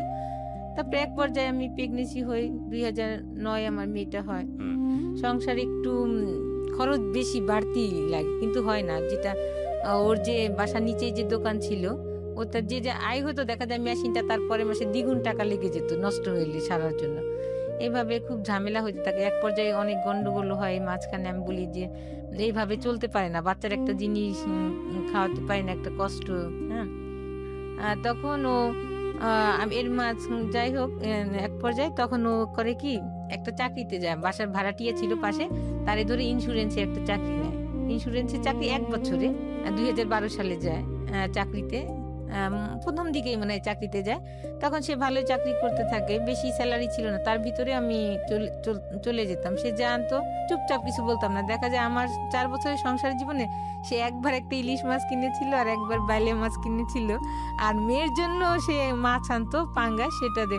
কিন্তু আর এদের এত সম্পত্তি, এতই, কিন্তু এটা এত হিসাবি, এত কৃপণ। পরে ও যখন জবে যায়, আমি জানি না, মাঝে মাঝে এসে বলে যে আমার এক ম্যাডাম আছে, ওখানে ওই টেবিলটায় গেলে উনি এই কাজ করে এক্সট্রা পায়, টাকা পায়। তাই আমি বলি আস্তে আস্তে দেখো, প্রায় ম্যাডামের কথা বলতো। তখন আমি এক পর্যায়ে বলি, তুমি এত ম্যাডামের গল্প, তুমি যে সৎ সর্বনাশ, তুমি তারপরে অল্পতেই মানুষের ফাঁদে পড়ে যাও। কয় কি আরে না ঝামেলা। আমি কই কি হয়েছে? কয় কি না ম্যাডামের একটা পারিবারিক সমস্যা। আমি কই কেন ওনার ভাই বোন নাই? কয় হ্যাঁ এক ফুপা আছে ওনার হাজবেন্ডের সাথেই হচ্ছে না ঝামেলা। এর ভিতরে কিন্তু সেই জড়াই গেছে, আমি জানি না। আমার বাচ্চার যখন সেকেন্ড বার্থডে ওই দিনই ও প্রথম ঢাকায় যায়। পরে আমি এগুলা মিলাই। আসলে কি ওকে আমি অন্ধবিশ্বাস করতাম, কেন জানি আমি ভাবতাম না ও সত্যই কোনো বাসায় মেয়ে আসলে বাইরে ও তাকাইতো না, তাদের মুখের দিকে তাকাই কথা বলতো না, তাদের সাথে কথা বলতো না, শান্ত স্বভাব ছিল। আমরা জোরে কথা বললে বলতো যে তোমরা তো বাইরে যাও না, বাইরে গেলে তো মুখ আমার দেখাইতে হয়, তোমরা এত জোরে কথা বলো কেন, বাসার রাস্তা থেকে শোনা যায়। এই ধরনের সে খুবই, আর সে কি বলবো অন্য ধরনের মানুষ ছিল। আমার কাছে না শুধু আমার ফ্যামিলিও বলে, কিন্তু সেই ব্যক্তিটা যে এত খারাপ কাজ করতে পারে এরপরেও। তারপর আমার বাচ্চাটা এরকম ম্যাডাম ম্যাডাম করতো। তখন ফার্স্ট ডেতে আমি ফোন করি, ঢাকা আসছে সে মেশিনের কাজে, বাড়ি থেকে ঢাকা আসছে। আসার পরে কি ব্যাপার, ফোন ধরে না, রিসিভ করে না। ওর বার্থডে বাজার করবো, সে গেছে 12টায় পৌঁছেছে, তার ফুল বন্ধ। ওর দাদির ফোন দিয়ে দেয় বন্ধ। তখনই সারি ওই মেয়েটা। আর ম্যারিড পার্সন, একটা কথা আমি যেটা বলি, ম্যারিড পার্সন মেয়েদের হয় কি সহজেই সহবাস হয়ে যায় একটা পুরুষের সাথে যদি সম্পর্ক থাকে। কারণ তখন তো মেয়েটার আর মেয়ে একটু ভয় পায় যে না কি করবো। আর ছেলেদের কোনো প্রবলেম নাই, কেউ দেখলেও কি আর না দেখলেও কি, যে এটা তো আমার তর্ক। কিন্তু মেয়েদের একটা আনমেড ভয় পায় কিছু অ্যাক্সিডেন্টলি কিছু ঘটে কিনা, কিন্তু আমার পরবর্তীতে আমার সংসার জীবন কেমন হবে। কিন্তু ম্যারিড মেয়েরা কিন্তু এটা ভাবছে না, একটা ম্যারিড ছেলের সাথে সম্পর্ক যেটা একটা আপনার পার্সোনাল ওপিনিয়ন, জি আমরা ওই জায়গাটা না যাই, ইভালুয়েশনের জায়গাটা না যাই। জি। ঘটনাটা কি ঘটেছে সেটা বলেন। হ্যাঁ, তখন দীর্ঘদিন ওই মেয়ের সাথে যোগাযোগ করে, যেটা আমি জানি না। ওর নামে আর একটা ওর কলিগ ছিল, বলতো কি ভাবি তখন ওই মেয়েকে নিয়ে আমার, ওই মেয়ে একটু দূরে ছিল, বাসা কাছে নিয়ে আসছে যাতে তাকে সে যোগাযোগ বেশি করতে পারে, শর্ট টাইমে চলে আসতে পারে। পরে বলে কি ভাবি আমার কোনো হাতে কিছু নাই, এখন আপনি সংসার আপনি রাখবেন। বই কেন? ওই দিন আমি আমার টাকা নিয়ে যাই, ওর জন্য একটা জায়নামাজ গিফট করবো। 13ই নভেম্বরে বার্থডে ছিল, জায়নামাজ গিফট। তখন আমার হাত পা ভেঙে আসে যে কি বললো এটা। তখন আমি বলি আচ্ছা ঠিক আছে। তখন আমি আর বাসায় আসি না, বাসায় না এসে ওই মেয়ের অফিসের কাছে দাঁড়ায় থাকি। ওই দিন ও অফিসে নাই। ও আবার কি করতো, সবাই যখন লাঞ্চে যেত ও তখন যেত না, তখন ও ওই মেয়ের সাথে কথা বলতো। সবাই যখন লাঞ্চের থেকে আসতো তখন ও লাঞ্চে আসতো। তারপরে করে সকাল সন্ধ্যা ও এর আগে যেত। কি ব্যাপার তোমার, গোসল করে আসছো কোত্থেকে, তোমার হাত দিয়ে সাবানের সেন্ট, তোমার গোসল করলে মানুষের একটা ফ্রেশনেস থাকে। ও এড়াই যেত কথা। পরে একদিনকে ও শার্ট দিয়ে পারফিউমের সেন্ট, মেয়েদের একটা শরীরে একটা গন্ধ আছে আলাদা, ছেলেদের একটা আলাদা গন্ধ আছে। তখন বলি কি তোমার শার্ট দিয়েছে মেয়েদের গন্ধ কেন? ও হাসি উড়ে দেয়। সকালে একদিনকে আরেকদিন ও বাইরে গেছে, আমি নাস্তা বানাইনি, ও হাতে মাংসের গন্ধ। কি ব্যাপার, তুমি তো বাসাতে কিছু খেয়ে গেলে, তোমার হাতে গন্ধ কেন মাংসের? ও হেসে উড়াই দেয়। এইগুলা করতেছে আর উড়াই দিচ্ছে। ফজর নামাজ পড়ে সে বাসায় আসতো না। কি ব্যাপার এতটাই, বলে কি ওই যে তাবলিকেরই ছিল, দাওয়াত ছিল, ওখানে গেছিলাম। কিন্তু কন্টিনিউ সে মিথ্যা তো বলে যাচ্ছে। তারপরে ও আমি আমার মা তখন ক্যান্সারের রোগী ছিল, আমি আসবো আমার মাকে দেখতে। তখন ও আমাকে এড়াই যেত আর বলতো যে তুমি গেলে এত তাড়াতাড়ি আসলে, এত টাকা খরচ করে গেলে, 1 মাস না থাকলে হয়। আপনারা এটা বুঝে নিয়েন যে ও একটা স্বামী স্ত্রীর মধ্যে যেই সম্পর্ক থাকা উচিত আমাদের সেটা ছিল না আমার। কিন্তু আমি এটা মাঝে মাঝে মিসিং পেতাম, ওর বুঝতাম, কিন্তু সংসার wrong. জীবনে কলহর জন্য স্টপ হয়ে যেতাম। মাঝে মাঝে মন খারাপ হতো, কান্না করতাম, তারপরে আর বার্গেনিং করতাম না। তারপরে এক পর্যায়ে আমি ওই মেয়ের অফিসের সামনে দাঁড়ায় থাকি ওই দিন 13ই ডিসেম্বর। আর আমি মার্কেটে যে ওর জন্য জায়নামাজ কিনি না, দাঁড়ায় থাকলে পরে ওই মেয়েটা অটোতে উঠে, আমি পিছনে অটোতে উঠি। দেখি যে বাসার সামনে সে ওর বাসার সামনে নেমে হেঁটে যাচ্ছে, আমি পিছনে, মেয়েটা যায় আর পিছনে পিছনে তাকায়। তখন মাঝখানে আমাদেরই এক পরিচিত মুয়াজ্জিন আছে, উনি আবার ওই সাইডে দোকান দিছিল। তখন বলে হ্যাঁ ভাবি আমি তো ভাইকে এদিক দিয়ে মাঝে মাঝে যাওয়া দেখি, সকাল সন্ধ্যায় যায়। আমি মেয়ের পিছনে পিছনে যে বাসাটা দেখে আসি। তখন আমি কনফার্ম হই না যে আসলে তার সাথে সম্পর্ক। পরে আমি বাসায় আসি, বাসায় আসলে পরে এক পর্যায়ে ওর যে নিচে দোকানটা থাকে, ওই দোকানের ড্রয়ারে পাসপোর্ট থাকে ওর, আর কিছু টাকা থাকে। আর আমার বোন আমার মেয়েকে যে ব্যাংকে নতুন টাকা দিয়েছে বান্ডিল সহ, সেটা আমাকে জানায় না, ওইভাবে রেখে দিচ্ছে, টাকাটা খরচ করে নাই। ওই টাকাগুলো নিয়ে আমি বাসায়, ও অফিস থেকে বাসায় এসে দেখে ড্রয়ার ভাঙায়, আমাকে অনেক সার্চ করে, আমি কিছুই কথা বলি না, তখন ও বাসা থেকে চলে যায়। তখন আমি এক ভাড়াটিয়াকে বলি যে মামি আমি একটু এই ঘটনা, আপনি আমার সাথে একটু চলেন। তখন উনি আমার সঙ্গে যায়, যে একসঙ্গে আমি আগে যে মেয়েটাকে ফলো করে যে বাসা চিনে আসছি, আমি কিন্তু ভিতরে ঢুকি নেই, মেয়েটাকে আমি দেখাইনি। কিন্তু যখন আমি ও বাসাতে চলে যায় আমাকে টর্চার করে, তখন মামিকে আমি সাথে নিয়ে যেয়ে দেখি যে দুজন একই সাথে। তখন আর আমি সহ্য করতে পারি না, মামিকে রেখে আমি ওকে বলি যে তুমি এগুলা করতে পারলে, এক পর্যায়ে হাত দিয়া। তখন ওই মেয়েকে আমি গায়ে দিই যে এই, তার আগে আমি ওই মেয়েকে সাবধান করে আসছিলাম যে আমার একটা বাচ্চা আছে, এর আগে যে আমি যে আপনি আমার সংসারটা নষ্ট করেন, ওকে আমি ভালোবেসে বিয়ে করছি ওকে। আপনিও আমার সংসারটা নষ্ট করেন না। বলে কি, আপা আপনি কি বলেন এগুলা? তখন আমাকে নাস্তার সাথে আমি কিছুই খাইনি, না খেয়ে যাই হোক এই পর্যায়ে চলে আসি, আর কথা বলি না। তখন ওই মেয়েটাকে আমি ইচ্ছামতো মারি দিই যে, "তুই তো জানতি যে আমার একটা বাচ্চা ছিল। তোকে না আমি এলার্ট করে দিয়ে আসছিলাম যে আমার সংসার ভাঙিস না, আমার একটা মেয়ে আছে।" আর সে এই পর্যায়ে এইগুলা হয়ে যাওয়ার পরে, occurrence হওয়ার পরে তার বাড়ি থেকে মারি ও। তখন ওই মেয়েটা কি করে কি, আমি এক পর্যায়ে করি, বাড়িওয়ালা বলে, "ঠিক আছে, আপনিই বৈধ, আপনি ওর ১ম স্ত্রী, আপনি পুলিশ আনেন।" তখন আমি সত্যি থানায় আমার বোনদের ফোন করি। আমার বোনদের এক পর্যায়েও ফোন দেয় যে, "আপনার বোনকে আর আমার রাখা সম্ভব না।" তখন আমার বোন আমাকে ফোন দেয়, তখন বলে কি, "ঠিক আছে তুই যা, পুলিশ নিয়ে আয়।" পুলিশ আনার মাত্র তখন দেখি যে মেয়ে নিয়ে ও অলরেডি ওর বাড়িতে চলে গেছে, ওই মেয়ে নিয়ে, ওই বাসায় নাই, মেয়ে নাই। তখন পুলিশকে নিয়ে আমি আমার শ্বশুরবাড়িতে উঠি। ওঠার পরে প্রতিবেশী যারা আছে তারা আসে, তারা টাকাটুকু দিয়ে পুলিশকে সলিউশন করে দেয়, ওই মেয়েটাকে। এক পর্যায়ে দেখি কি, আমার বাচ্চার দাদি তার রুমে নিয়ে ওই মেয়েকে উঠাইছে। তার মানে সে যদি প্রশ্রয় না দিত, তার ছেলে কিন্তু আরেকটা কথা। সেখানে প্রশ্রয় অপ্রশ্রয়ের বিষয় না, ইভালুয়েশনটা আসলে আমাদের যারা শুনছেন দর্শক তারাই মূল্যায়ন করবে। জি ঘটনা আপনার লাইফে যেটা ঘটেছে আপনি জি সেটা বলে যান। তারপরে ওখানে তারপর উঠায়, তারপরে এক পর্যায়ে কথা হয়। তখন ওই মেয়েকে ওই রাতে রাখে ওদের বাসায়, আর আমরা তো দোতলায় থাকি। কিন্তু সে এর মাঝে সে করতো কি, বাথরুমে যে মেসেজ পাঠাইতো, কথা না, বাসায় যতটুকু বেশি কথা না বলতে পারলে বাথরুমে যে মেসেজ পাঠাইতো। পরে আমার গার্জিয়ানরা গেল, অনেক টর্চার করলো, তুমি এই ধরনের কাজ করতো, সব জায়গায় কি তোমার সাথেই শুধু ওই মেয়ের দেখা, আর কারোর সাথে দেখা না? বলে হ্যাঁ আমি তো অফিসে করি না, তুমি অফিসিয়াল কাজ, তার বাসায় বাড়িতে যেত না। ওই ঈদের কথাটা মিসিং হয়ে গেছে। সে করছে কি, আমাদের বাসায় রেখে সে ওই মেয়ের আপনি বাড়িতে আমার গেছে। প্রশ্নের উত্তর দেন। সেটা হচ্ছে আপনি যেটা বললেন যে মেয়েটাকে ছেলেটাকে আপনি একসাথে পেয়েছেন, জি পুলিশ নিয়ে আসছেন, জি। তারপরে বিষয়টা কি মীমাংসা হলো আপনাদের মধ্যে? হ্যাঁ, মীমাংসা করে দিল মীমাংসা ওরা। কি ছিল? মীমাংসাটা ছিল আপনার সঙ্গে থাকবে আপনার হাজবেন্ড। না বলে না, আমি এমনি গেছিলাম, আমি তাকে বিয়ে কিছু করি নাই। মীমাংসাটা কি ছিল? রেজাল্টটা কি ছিল? আপনার আমার সঙ্গে, সঙ্গেই রয়েছে, হ্যাঁ আমার হ্যাঁ, সঙ্গেই আপনার রয়েছে। সঙ্গে থাকবে, আপনি সেটা মেনে নিলেন। হ্যাঁ মেনে নিলেন, তার মানে সে ওই মেয়ের সঙ্গে আর যোগাযোগ করবে না। না, এরপরে ঘটনা সামনে দিকে আমি আগান। আমার ফ্ল্যাটে, আমি থাকতাম দোতলায়, আমার শাশুড়ি থাকতো ৩ তলায়। তখন ওরা চলে, ও মেয়েকে আমার শাশুড়ি রেখে দিল, সকালবেলা পাঠাইলো। যাই হোক, অফিসে আরো মানুষজন, অনেক ঝামেলা হইলো। এরপর যে আবার করলো কি, সে এর মাঝে তো অনেক ঝামেলা গেছে, অনেক কিছু হয়েছে। আমার মামা শ্বশুররা সবাই আসছে, সবাই আমাকে ভোট করছে যে এই বউ, আমরা যতক্ষণ যদি কারেন্ট না থাকে, এ হাত দিয়ে কোন দিক দিয়ে যা রান্না করতেছে, খাবারও দিচ্ছে, আর হাতের পাখা নামতেছে না। সে আবার কি করলো, ওই মেয়েকে এক পর্যায়ে, এর মধ্যে তো অনেক ঝামেলা চলতেছে, ঝামেলা প্রায়ই হয়। সে কথা বলে, আমি ঝামেলা করি। সে দেখা যায় যে নিচে আমি টিউবওয়েলে পানি খেতাম, সে আনতে যেয়ে সে কথা বলতেছে। সে আসলে পানি কলসিটা টিউবওয়েলে ওখানে রেখে, আমি তো বউ মানুষ, আমি নিচে যাব না খাবারের পানি আনতে, সেই আনতো। তখন সে নিচে যাচ্ছে, হাতিম আলী কলেজের মাঠে যেয়ে সে কথা বলতেছে।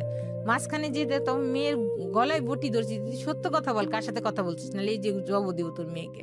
তারপরে বললে পরে সে বলে যে হ্যাঁ হ্যাঁ তুমি বটি নামাও, আমি সত্যি কথা বলতেছি। এই বললে পরে বলে যে ওর সাথেই কথা বলতেছিলাম, কিন্তু আমার দরকার ছিল কথা। আমি কই, দরকার তাহলে ঘরে বসে বলতা, আমার সামনে বলতাম, আমি তো কিছু বলতাম না। কিন্তু কন্টিনিউ সে মেয়ের সাথে চালাই যাচ্ছে। আবার কি করছে, যেই বাসায় যে গন্ডগোল হলো, সে কি করছে, ওই বাসা দেখে মেয়েকে আরেকটা বাসা নিছে।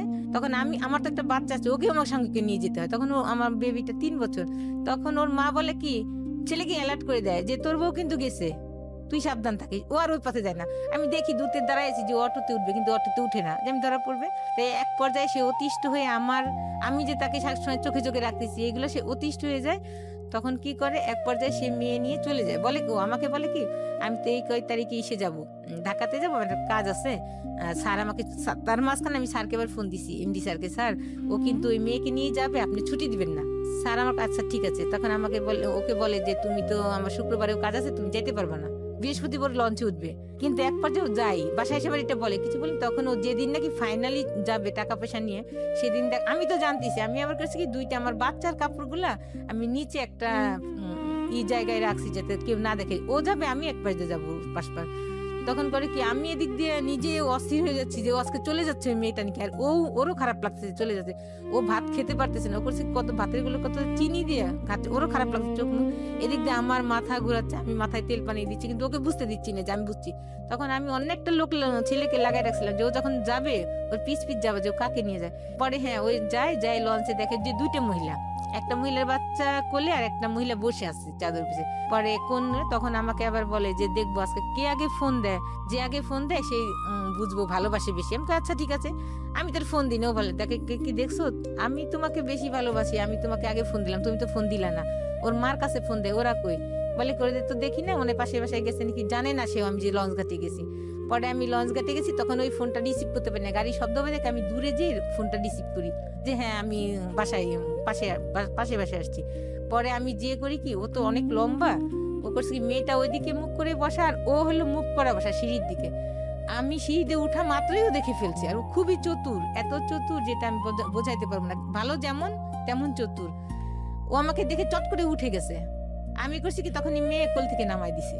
ও করছে কি মেয়ে নিয়ে যখন আসছে তখন আমি ওই মহিলা, তখন আমি বললাম যে বাচ্চা কোলে, ওর ওই মেয়েটা ওই মেয়ের ভাইয়ের বাচ্চা কোলে। তখন আমি বললাম বাচ্চা নিয়ে কোথায় যাবে, আমি টার্গেট করিনি, বাচ্চা আবার পরে দিবে।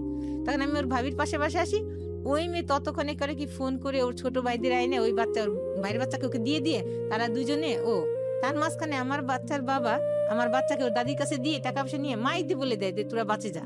তখন ওরা বাসে চলে আসে। তখন তো আমার এমন পজিশন, তখন আমার তখন রাত্রে আমি রাত জেগে 2টা চিঠি লিখলাম, সারা রাত জেগে। আর যতক্ষণ চিঠি লিখছি ততক্ষণ শুধু আমার মেয়ের দিকেই আমি তাকাই, কান্না কাকে চিঠি করছি। লিখেছেন? আমার শাশুড়িকে, যে আমি এই 4 বছরে আপনার মন জোগাইতে পারিনি, কিন্তু আমার মা নাই, কিভাবে যে আপনার ভালোবাসা আমি পাবো আমি নিজেই জানি না, কি করলে আপনি আমাকে ভালোবাসতেন। যাই হোক, অনেক ব্যথা পাইছি আপনার ছেলে সংসার করতে এসে, অনেক কষ্ট দিয়েছেন। ও এক পর্যায়ে চলে এসে পরে আমি ঢাকাতে আসি ওকে খুঁজি, আমি কামরাঙ্গীর চরে যে খুঁজি ওকে, এইভাবে কি ঢাকাতে মানুষ খুঁজে পাওয়া যায়? পরে আমি বোনকে ফোন দিই, যখন দেখি নিজের পা আর চলে না, তখন আমার বোন বলে তুই এইভাবে কি মানুষ খুঁজে পাবি, বাসায় আস। বাসায় আসলে পরে আমার দুলাভাই আসে সব শুনে। পরের দিন আমার দুলাভাই আমাকে নিয়ে রওনা হয়। ওদের বাসায় গেলে পরে ওর খালু খালা আর ওদের আত্মীয় স্বজন বলতে ওর চাচা ছিল না, আর ফুপুদের কোনো এলাও ঢাকায় ছিল এসে না। আপনারা কোথায় খোঁজেন? আমি খুঁজে পান ওকে? না, খুঁজে পান না, তারপরে কি এইভাবে করেন? খুঁজে যায়, ছবি দেখাই দেখাই খুঁজি যে একে কি দেখছেন, ভাড়া থাকে একে দেখছেন, এভাবে করি না। আর আমার বোনরা বলে এভাবে তুই পাবি না, চল ওদের বাড়িতে যাই। পরে আমার বোনরা তো জব করে, বন্ধুরা ভাই ছুটি নিয়ে তারপরে যায় আমাকে নিয়ে। পরে ওদের আত্মীয় স্বজন বলতো মামারা, খালি খালারা ছিল, ওদের ফেভারে কথা বলে, ওর মামাদের এত অ্যালাউ করতো না, মামা। পরে আমি আমার বোনকে নিয়ে আবার ওদের বাড়িতে যাই। পরে এক পর্যায়ে ও না, আমি যাই না, আমার বোনের বাসায় থাকে। আমার বোন আবার ওদের থ্রেট করতে থাকে যে আমার বোনকে তোরা কোথায় গুম করছিস, বের কর, নাহলে তোদের নামে আমি কেস করব। এক পর্যায়ে তাহলে ওর মা ফোন করে ছেলেকে বাড়িতে আনে। ও বাড়িতে আসার পর আমাকে একটা মেসেজ দেয়, তোমার সংসার তোমারই রয়েছে, আমি বাড়িতে ফিরে এসেছি, তুমি আসো। পরে আমার বোনরা আমাকে নিয়ে যায়, সকালে আমরা পৌঁছাই। পৌঁছানোর পরে এক পর্যায়ে অনেক আমাদের আত্মীয় স্বজনও যায় ওইখানে, পরিচিত সবাই, আমার দুলাভাইয়ের যারা সার্কেল ছিল তাদেরকে নেওয়া হয়। ওদের আত্মীয় স্বজন আসার পর অনেক গ্যাঞ্জাম হয়। এক পর্যায়ে ওরা আমাকে ছাড়ানোর জন্য টাকা পয়সাও রেডি করে রাখছে ওর মা, আমরা সেটা জানি না। তখন এক পর্যায়ে আমার দুলাভাই ওকে গায়ে হাত দিতে যায়, এত বড় বিয়াদব একটা বাচ্চা আছে যেখানে, সেইখানে আমি বলি কি ঠিক আছে। পরে আমি আমার এক আত্মীয় ছিল মুক্তি, তখন আমি বলি ভাই ওই মেয়েকে কিভাবে ছাড়ানো যায়? তখন বললে যে কি একটা দোয়া ছিল, যিনি মুত্তাকিলা মুফাসসিল না কি বললে, আমার নাম ধরে, তাছাড়া যত স্ত্রী থাকবে তালাক হয়ে যাবে। তখন আমি ভুল করছিলাম, যে এটা যদি করে সে তাহলে ঠিক আছে আমি মানবো। পর এটা করার পরে সকালে শুকুর আলহামদুলিল্লাহ আমি সংসারে থেকে যাই। আমার বোনটা চলে আসে, চলে আসার পরে একদিন থাকে বাসায়, তারপরের দিনই করে কি সে বলে যে আমি নল সিটিতে কাজে যাচ্ছি। ওর মা বলে ও কি কাজে যাবে না, তার মিথ্যা কথা বলে কাজে। আর ও করতো কি, তখন বাসায় আমাদের দোতলায় থাকতো না, 3তলায় বেশি সময় কাটাতো, কারণ ওইখানে তো অবাধে সে যাত্রা করতে পারবে না, তার কোনো কেউ বাধা নাই। তখন সে ওই মেয়েকে নিয়ে ওই বাসায়, পরের দিন পরে আমি ফোন দিছি, আমাকে তো বলছে যে ও বলে কি মেজো ফুপুর বাসায় যাবো ওখান থেকে কাজ সেরে। পরে আমি ফোন দিছি, মেজো ফুপু ও কই, নিপাকে ওর সাথে পাঠাই দিন। বলে কি যে কেন, কিভাবে তো আসে নাই, আমাকে কেন যায় নাই। পট করে উনার মেজো ছেলে এসে ফোন ধরে, হ্যাঁ হ্যাঁ ভাবি, উনি আমার ভাসুর হইতো, কিন্তু ভাবি বলতো হ্যাঁ ভাবি ও তো আমাদের বাসায় আজকে যাবে না কালকে, আমি করে এক্ষুনি বাসায় পাঠান, আসলে মিথ্যা। পরে আমি আর কিচ্ছু বলিনি। ও তখন আমি বাসায় রান্না করে মন উপরে খাই, এর ভিতরে তো বাচ্চা দাদি যা তা খেতে দিতে, এই আজে বাজে কথা বলে। তারপরেও আমি তো না খাওয়ার মতোই, হয়তো বা যখন পারি না তখন একটু যে পানি কোনো রকম খেয়ে আসি। তারপরে করি কি, তখন আমার মাথায় আর কাজ করে না যে আর ওকে সময় দেওয়া যাবে না, ওর সংসার আমার আর সম্ভব না। তখন আমি বাইরে যে গ্লোভস কিনি হাতের, একটা কাগজ কাটে যে ধারালো ব্লেডের মতো নিয়ে এসে ওই চাকুটা কিনি। কিনে প্ল্যান কি ছিল আপনার? প্ল্যান ছিল যে আমি যখন ওর সংসার করতে পারলাম, কোনো মেয়েই জানি সংসার করতে পারে না, এটাই আমার মাথায় ছিল মানে যে ওরা একটা এমন ব্যবস্থা করবে হ্যাঁ যাতে করবো, করে যাতে ও আর কোনো মেয়ের জীবন নষ্ট করতে না পারে। তখন এক পর্যায়ে ও পরের দিন রাত্রে আসে, আমি তো রেডি হয়ে বসে আছি, আমি তারপরে আমি বাসায় রেডি থেকে ও বাসায় আসে, আসার পরে উপরে দুজনে একসঙ্গে খাই। আমি কোনো কথা অন্যান্য দিন কিন্তু অনেক ঝামেলা করি, কোথায় গেছিলে, কিন্তু ওই দিন কোনো কথাই বলিনি। বাসায় আসার পরে আমার বাচ্চার দুধ ছিল, গুঁড়ি দুধ, ওটা আমি করি আগে, ঘুমের ওষুধ আমি গুঁড়ি করে রাখি, রাখার পরে ওর দুধে মিলাই, ওর কাপটা আমারটা মিলাই না। তখন আমি বলি ও এই খেতে চায় কাজটা না। করলে যে আপনার একটা ভয়ঙ্কর বিপদ হতে পারে ওইটা আমার তখন মাথায় কাজ করে নাই যে মানুষের এত যন্ত্রণা। শুনেন, একটা এর মাঝে অনেক কথা গেছে। শি ওয়াজ প্ল্যানিং লাইক ওর এমন একটা অবস্থা করে দেওয়া যাতে করে ও পরবর্তীতে অন্য কারো সংসার করতে না পারে, আপনারা বুঝে নেবেন আপনাদের জায়গাটা থেকে। এবং সেজন্য উনি একটা স্টেপ ধারালো নিয়েছে। ব্লেড কিনে নিয়ে এসছে, আরও অনেক কিছু কিনে নিয়ে এসছে, and she is planning like a pro বলতে আমি যেটা বোঝাচ্ছি যে প্রফেশনালরা যেভাবে প্ল্যান করে আর কি, ঘুমের ওষুধ টষুধ খাওয়ায়। And this is not the end, cause প্রত্যেকটা ঘটনার একটা ইফেক্ট থাকে। দেখেন কোথাকার জিনিস কোথায় গিয়ে দাঁড়িয়েছে। বলেন। এর মাঝে আমি অনেক ও বলে আমরা যে জানি যে এই স্টোরিটা আসলে যদি আপনাকে জি, ইলাবোরেটলি বলতে দেওয়া জি, হয় এটা সারাদিন বলেও শেষ জি, হবে না। এর মাঝে ওর আত্মীয় স্বজন যাদের, এই বোর মতো বোন, আমি অনেক পরিশ্রম করছি, আমার জামা ছিঁড়ে গেছে, কিন্তু আমি ও বলছে জামা বানাইতে, আমি বানাই নিয়ে বলছি সংসারে কয় বছরের সংসার আপনার? 4 বছরে যে 4 বছর। আলমারিটা হোক, এই খাটটা বানানোর পরে আমি ড্রেস নিবো। ওকে ঠিক আছে, আপনি তারপর যাই কি হোক, করলেন? তারপরে ও রাত্রে যখন দুধ খেতে চায় না, তখন আমি বলছি তুমি না খেলে আমিও খাবো না। তখন এক পর্যায়ে দুধটা খায়, খাওয়ার পরে সে ঘুমিয়ে অনেক কথা বলি, কথা বলতে বলতে এক পর্যায়ে তখন আমি তার সাথে মিলন হতে চাই, কিন্তু ওই সময় ও সে হয় না। তখন আমি এক পর্যায়ে আমি দেখি তাকে, জাস্ট পরীক্ষা করেছে কি বলে, কিন্তু আমারও ইচ্ছা ছিল না। তারপরে এক পর্যায়ে সে ঘুমায় যায়, ঘুমায় গেলে আমার যে দরকারি জিনিসগুলো, আমার ক্যামেরা, আমার গোলগুলা, আমার পছন্দের শাড়ি, আমার মেয়ের ড্রেসগুলা, কিছু যেটা লাগবে আমি একটা চাদরের উপর ফেলে বাঁধি। আর আমার কিছু বাইরের কিছু ইলেকট্রিক জিনিস ছিল, ঘর মোছা মেশিন, ঘর ঝাড় দেওয়া মেশিন, আরও আমার প্রিয় জিনিসগুলা আমি করি কি, আমার ড্রয়িং রুমে খাট ছিল সামনে, আমি মেয়েটাকে আগে ওখানে শোয়াই যাতে আমি দ্রুত মেয়েকে নিয়ে চলে যেতে পারি। মেয়ের শীতের পোশাক পরাই ঘুম পাড়ায় রাখি, আর আমিও আগে বোরকা পরে ফেলি, পরে বলে আমি নিয়ে তখন আমি মশারিটা নাই, আমার প্রিয় লেপ ছিল, আমার একদম পছন্দের অনেক দামি লেপ, মশারি, আমার কাটা, আমি সব ওকে গায়ে দিয়ে আসছি কেন, যাতে ও শীতে কষ্ট না খায়, ওকে মশারি না কামড়ায়। কিন্তু কাজটা করছি খুব জিদে, কিন্তু আমি চাইনি যে ওকে একটা মশারিও কামড় দিই, কিন্তু আমি ক্ষতি করছি, কারণ যে মানে আমার ঘুমের মনে মধ্যে যে থাকা ব্যথা, অবস্থায়, আপনি ঘুমের হ্যাঁ মধ্যে ঘুমের থাকা ওষুধ অবস্থায় এই তখন কাজটা করেন? থাকার অবস্থায় কাজটা করি, তখন ও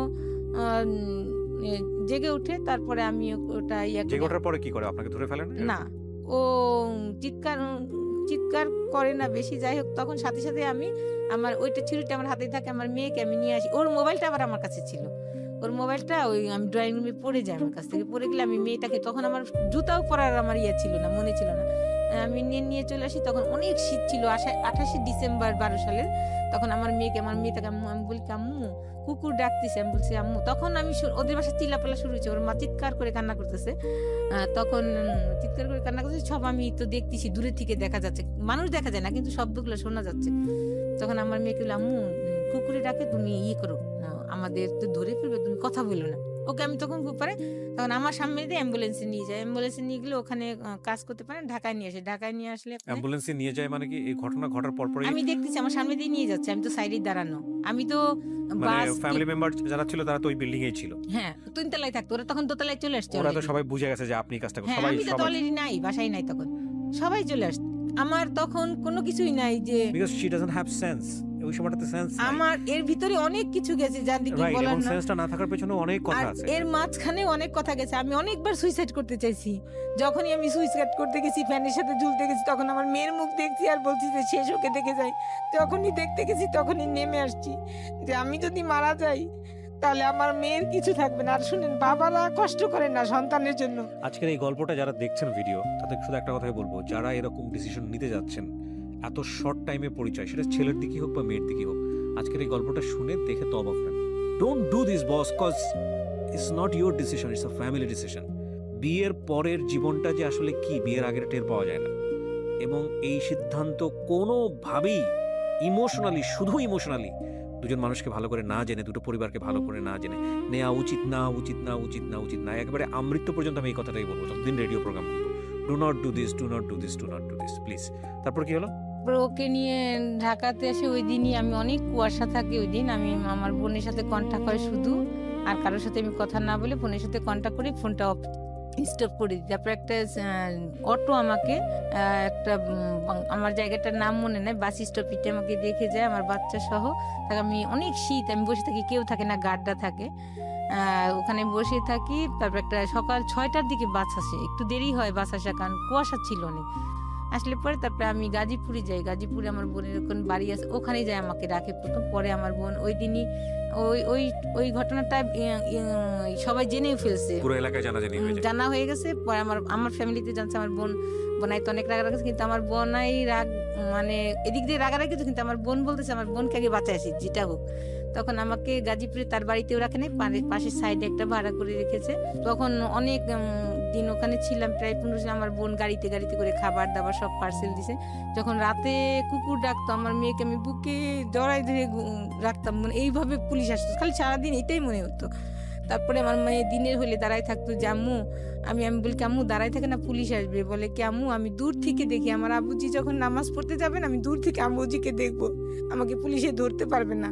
আর যাকেই দেখতো তাকেই বলতো যে তোমরা কি আমার আব্বুজিকে দেখছো। ততদিনে কি মামলা হয়ে গেছে আপনার নামে? আপনি কিছু জানেন যে পুলিশ বাইরে? হ্যাঁ হ্যাঁ, আমাদের বাড়িতে পুলিশ গেছে, আমি তো সংবাদ পাচ্ছি, আমার ফোন স্টপ করে ফেলেছি। পরে যে ওরা তখনই মামলা করে দিয়েছে বিষয়টা নিয়ে? তারপরে দিনই 29 ডিসেম্বরই তারা মামলা করে করেছে। দিয়েছে।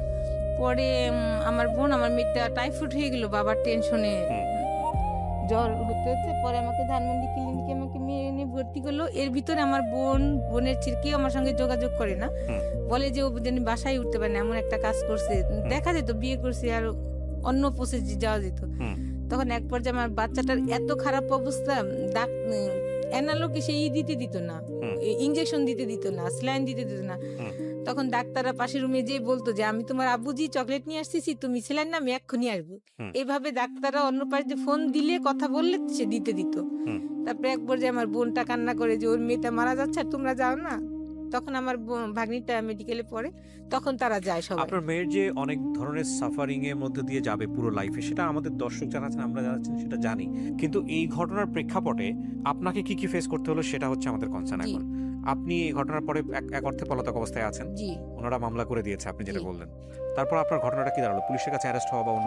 পরে আমার বোনরা হাইকোর্টে আমাকে নিয়ে যে আমার বাচ্চা সহ আমরা ছিলাম জামিন। তখন হাইকোর্ট কি করলো, 2জন জাজেস ছিলেন, জাজেস 2জন আমার বোন 2জনকে দিলেন জামিন, আমাকে দিল। মামলায় আসামি কয়জন করেছিল? 3জন। আমার 2 বোনকে বলছে তারা সহযোগিতা করে নিয়ে আসছে, এটা বলছে। আচ্ছা, তো আপনার 2 বোন ছিল প্লাস হচ্ছে আপনিও ছিলেন, 3জন আসামি ছিল। হ্যাঁ হ্যাঁ, আমি 1 নম্বর, তারা 2 নম্বরে। তখন জাজেস আমাকে দিল না। তখন আমার বোনরা বললো যে, আমাকে সাজেস্ট করলো যে দেখ তুই তো ভুলের বশত, আসলে আমরা তো জানি যে তুই কষ্ট করে কাজটা করে ফেলেছিস, মানে কোনো নারী এমন সহ্য করতে পারে না, তারপরেও তো একটা গুনার কাজ হয়ে গেছে, অন্যায় হয়ে গেছে, এখন তুই স্যালেন্ডার কর। শেখ হাসিনা খালেদা জিয়াই যখন জেলে গেছে, আর তোর তো কোনো ব্যাপারই না, তুই যা করার আমরা আছি পিছনে, আমরা তোর সাথে আছি, তোকে আমরা ফেলবো না। এমনি করে আমার বোন অনেক করেছে আমার জন্য, আমার গায়ের চামড়া দিয়েও যদি তাকে জোতা দিই, সেটা অন্য হিসাব। তারপরে কি হলো? তারপরে আমার বোন, আমি কোর্ট স্যালেন্ডার করি।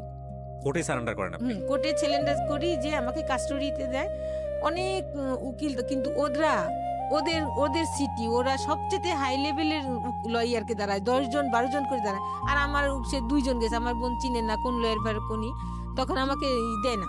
তখন সব কেসেই সাক্ষী আছে, ওর মা ভাই প্লাস যত উকিল হবে, ওর প্রসঙ্গ নেই। হলে বলে সবাই তো জানে এটা, তাহলে কিন্তু আমি চিৎকার করি ম্যাজিস্ট্রেট, বলি স্যার আপনি নিজে চোখে দেখেন। পরবর্তী নেক্সট ওখানে একটা দাঁড়াই আছে যে 205-এ, যে সচক্ষে দেখেন, কিন্তু ম্যাজিস্ট্রেট এই কাজটা করে নাই। বলে কি যে প্রমাণ এবং সাক্ষ্যাদি কাগজপাতি দাঁড়াতে বোঝা যায় সচেতন। মানে এক পর্যায়ে যখন সাক্ষী চলে আসে, লিখিত সাক্ষী, সবাই বলে নাই, খুঁজে পায়নি, কেউ বলে সেটা তো অন্য হিসাব। মেডিকেল ট্রিটমেন্টের রিপোর্ট, মেডিকেল ট্রিটমেন্টেও বলে যে নাই, কিন্তু ওরা টাকা দিয়ে এটা করেছে। দেখেন বাংলাদেশে কি হতে পারে না, কিন্তু একটা মেয়ে মানুষের জীবন কত নষ্ট করে দেয়। এক পর্যায়ে ও নিজের মুখ দিয়েই বেরোয় যায়। ও যখন দিতে যায়, সাক্ষী দিতে যায়, যে ও তখন ভিকটিম সাক্ষী দিবে যে আমারটা নাই, তখন আমার লয়ার বলে যে আপনি এক বাক্যে উত্তর দেন, কি প্রস্রাবের রাস্তাতে প্রস্রাব করেন? তখন বলছে ও হ্যাঁ। তখন বলে তাহলে আমার একটা কথা বলেন, 10 আনি আপনি আছেন আর 12 আনি 16 আনি ভালো আছে? তখন ও বলে যে না, আমার 12 আনি ভালো আছে। তখন আমার লয়ার বলে যে মিথ্যা। তখন সারা কোর্টে একটা হইরই পড়ে যে এতগুলা সাক্ষী, হলো শেষ সাক্ষী, সবাই বলছে যে নাই, খুঁজে পায়নি। আর এত বছর, 2 বছর অলরেডি, তখন 2-3 বছর চলে যায় কেসটার, 5 বছর ঘুরছে এই কেস। আপনি জেল খাটেন কতদিন? আমি প্রথমে কাস্টডিতে আমাকে 9 মাস আমাকে জামিন দেয় নাই, যে নাই তখন আমাকে তো 9 মাস দিবেই। আপনি একটানা জেল খাটেন। হ্যাঁ আচ্ছা, তারপরে আপনি বের হন, তারপরে এই প্রসিডিউরটা শুরু হয়। হ্যাঁ বের হলে পরে 2 আমাকে বছর ধরে এটা চলে। হ্যাঁ, 3 বছর। 3 বছর। তখন 5 বছরের মাথায় 2012-তে ঘটনা, কেসটা হয় শেষে একদম হুম। বছরের শেষে। কিন্তু 2017-তে রায় হয়, আমার 5 বছর সাজা হয়। ওই সময় আপনার লোয়ার কোর্টে 5 বছরের সাজা হয়ে যায়। জি, হইলে পরে তখন আমাকে ওইখানে আমার যে পরিচিত মানুষ, আমার ভাই বোন সবাই জব করেন, যার যার সংসার নিয়ে দৌড়াতে পারে না, তখন আমি ওইখানে পরিচিত যে ছিল, জেলের ভিতর যে পরিচয় হয়েছিল, ওরা তখন মাদকের ব্যবসা করতো, কিন্তু ওরা মানুষ ভালো ছিল, তাদের সাথে একটা আমার পরিচয় হয় ওর ভিতরে। জীবনে কোনোদিন ভাবছেন জেল খাটবেন? না, কিন্তু আমি আসলে দেখি শুধু খারাপ মানুষই যেন অনেক মাস ওইখানে, কেউ কেউ আছে 14 দিনের রেজাল্ট দেখেন, 14 দিন। বললাম না, আজকে যারা শুনতেছেন, this is not the first time. আমি আমার লাইফে এই রেডিও 13 বছর ধরে রেডিও ক্যারিয়ার আমার। আমি প্রায় 9 থেকে 10 বছর শুধু এই অনুষ্ঠানগুলোই করি, 9 to 10 ইয়ার্স। কত মানুষের জীবন গল্প যে আমি শুনেছি। আমার খালি মোস্ট কেসেস যেটা মনে হয়েছে যে মেয়েদের ক্ষেত্রে সবচেয়ে বড় যে সমস্যাটা, সেটা হলো ইমোশনাল হয়ে বিয়ে করা। মানে এটা যে কি করতে পারে একটা লাইফকে। কত কেস যে আমি উপস্থাপন করেছি, কত কেস যে আমি উপস্থাপন করেছি। আমি শুধু একটা কথাই বলতে চাই, মেয়েরা বেশি ভিকটিম হয়, বাট ছেলেরাও ভিকটিম হয়। Please do not do. প্রেম আসতে পারে, কিন্তু বিয়ের সিদ্ধান্তের জায়গাটা এরকম ভাবে নিয়েন না, বিকজ জীবনটা যে কত কঠিন। My goodness. ভদ্রমহিলা আরো কি বলে শোনেন। হ্যাঁ, তারপর যেদিন সাজা হয় সেদিন ছিল বৃহস্পতিবার, আমি রবিবারে কোর্ট সিলিন্ডার করি। কোর্ট সিলিন্ডার করি, ওনাদের কাছে টাকা পয়সা দিই, যে 30,000 টাকা দিই যে আপনি আমাকে হাইকোর্ট করেন, বাকি টাকা আমি দিব। তারপরে 5 মাসের মাথায় আমাকে হাইকোর্টে থেকে জামিন দেয়। জজ কোর্টে থেকে আমাকে দেয় না, আমাকে তো মেট্রো কোর্টে সাজা হলো, জজ কোর্টেতে আমাকে দেয় নাই। কিন্তু আমি জজ কোর্টেতে কিন্তু 5 বছরের সাজা আমি জজ কোর্ট থেকে পেতাম, আমাকে দেয় নাই জামিন। পরে আমাকে হাইকোর্টে থেকে জামিন দিলে জজ কোর্ট থেকে আমি চলে আসি। পরে ওই সময় আমি যখন জেলে ছিলাম 5 মাস, ওই সময়টা আমার বাচ্চা পানিতে পড়ে গেছিল। তখন আমার বাচ্চা সাঁতার জানতো না, আজকে আমার বাচ্চা এই পর্যায়ে থাকতো না। মারাও যেতে পারতো। আমাদের একটা ভুলের কারণে একটা নারী হয়ে নারীর সংসার এবং আমাদের সন্তানগুলো শেষ হয়ে আপনি যায়। বারবার নারীর কথা কেন বলছেন বলেন তো? আপনার যে জামাই, হ্যাঁ, পুরুষ, আপনি তার কথা কেন ওই বলছেন? নারী যদি না জেনে শুনে আসতো তাহলে আসতো না আমার কথাটা। এটা আপনার 100% ভুল ধারণা। এই চিন্তার জায়গা যদি আপনি ডেভেলপ না করেন, তাহলে হয়তো আপনার জীবনে আবারও ভুল হবে। আল্লাহ মাফ করুক। প্রথম কথা হচ্ছে যে আমার চারপাশে তো ভুল করার মতো অসংখ্য এলিমেন্ট আছে। জি, তো তার মানে কি বিষয়টা এরকম যে আমি ভুল করব, না। কেউ একজন এসে আমাকে জোর করে ভুল করাচ্ছে? আমরা তো সবাই অ্যাডাল্ট। মেয়েটার দোষ দিয়ে লাভ কি? আপনার জি। হাজবেন্ড তো থাকা অবস্থায় গেছে, যদি আপনার কথা সত্যি হয়ে থাকে, তো দোষটা আপনার যাই হাজবেন্ডের। হোক, আল্লাহ পাক আমার ইবাদত আর কবুল করুন। আপনাদের ইন্টারনালি কোনো প্রবলেম ছিল কি না ছিল সেটা তো না। আপনারা ভালো জানেন, জি, জি, আল্লাহ ভালো জানেন। আল্লাহ ভালো জানেন। সেটা ওইটা নিয়ে আমরা বরং ওই মেয়েটাকে দোষ না দিই। জি, মেয়েটা যদি দোষ থেকে থাকে, তাহলে মেয়েটার চিন্তা করা উচিত ছিল যে হ্যাঁ, এই সংসারটা, একটা বাচ্চা আছে, এই সংসারে টিকে থাকা জি। উচিত। এটা আমি আপনার সাথে একমত। জি। কিন্তু এটার মানে এরকম না, যদি আপনার হাজবেন্ডের স্বভাবই এটা হয়ে থাকে, তাহলে ওই মেয়েটা না থাকলে আরেকটা মেয়েকে সে বেছে নিত। সো ওই সেই মেয়েটার জন্যই দোষ চলে দিয়ে লাভ আসছি, এই যে ক্লুটা ধরতে পারছেন। আমি তখন চিন্তা করলাম যে এই মেয়েটাকে আমি আত্মীয় স্বজন সব ঝামেলা করে ধরে কেস কাবারি দিয়ে আমি একে বাদ করতে পারি, কিন্তু এই আবারও যাবে। আচ্ছা, আমি যে প্রসঙ্গে জানতে তখন চাই, এই আপনাকে কাজটা 5 করেছি। বছরে যখন সাজাটা দেওয়া হলো, জি, আপনি হাইকোর্টে মামলাটা নিয়ে গেলেন। নিয়ে গেলেন কি? হাইকোর্টে নিয়ে আমাকে জামিন দিল।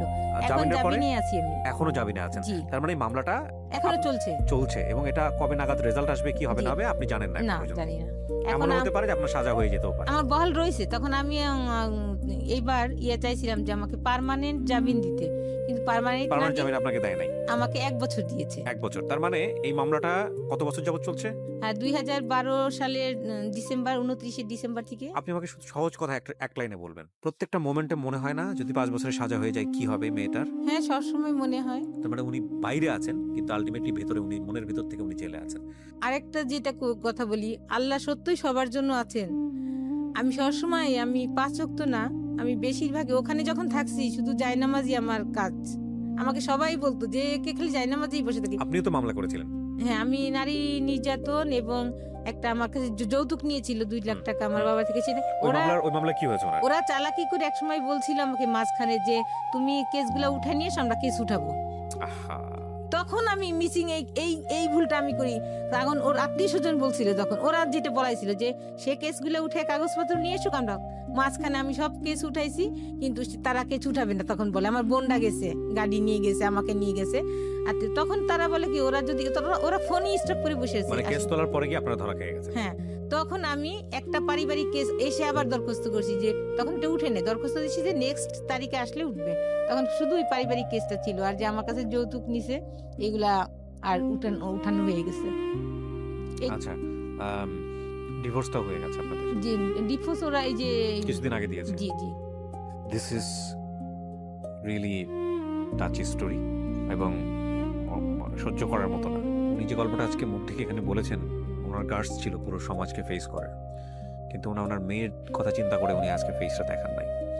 মেয়ের সামাজিকতা, মাশাআল্লাহ, she has a cute baby, বেঁচে থাকার একটা অবলম্বন তার কাছে আছে। কিন্তু জীবনে একটা ভুলের জন্য পুরো জীবনটা কোথায় চলে যায় আপনারা চিন্তা করে দেখেন। ওনাকে যে অত্যাচারটা করা হয়েছে, আমি যদি বলি যে হ্যাঁ অত্যাচার জীবনে আসতেই পারে, ঘটনা দুর্ঘটনা করতেও পারে, উনি যদি ঠান্ডা মাথায় স্টেপটা নিত, ঠিক আছে মামলা তো আমাকে করতেই হবে, পুলিশের দ্বারস্থ আমার হতেই হবে, ঠিক আছে ও যে অন্যায় করছে সেটার জন্য নারী নির্যাতন মামলা করি বা এটা করি ওটা করি, ঠিক আছে, ওখানেই কিন্তু সাজাটা এনাফ ছিল। উনি না করে নিজে এই ধরনের একটা কাজ করেছে জিঘাংসা থেকে, যে না আমার সংসার যেহেতু হলো না, ওরা এমন একটা ব্যবস্থা করে দিব যাতে করে ও অন্য কোনো মেয়ের কাছে যেতে না পারে। এবং সেটা সে করার স্টেপ নেওয়ার পরে ওনার লাইফটা পুরোটাই বিকলাঙ্গ হয়ে গেছে।